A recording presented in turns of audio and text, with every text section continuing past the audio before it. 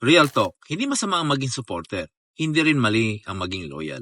Pero kapag kahit mali, todo depensa ka pa rin, may problema na. Ang supporter, marunong mag-isip. Ang loyal, marunong umamin kapag mali.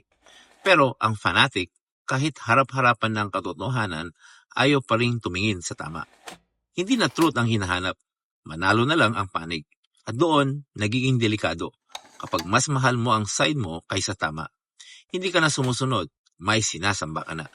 Ganito rin noon, marami ang sumusunod kay Jesus habang swak sa gusto nila ang sinasabi niya.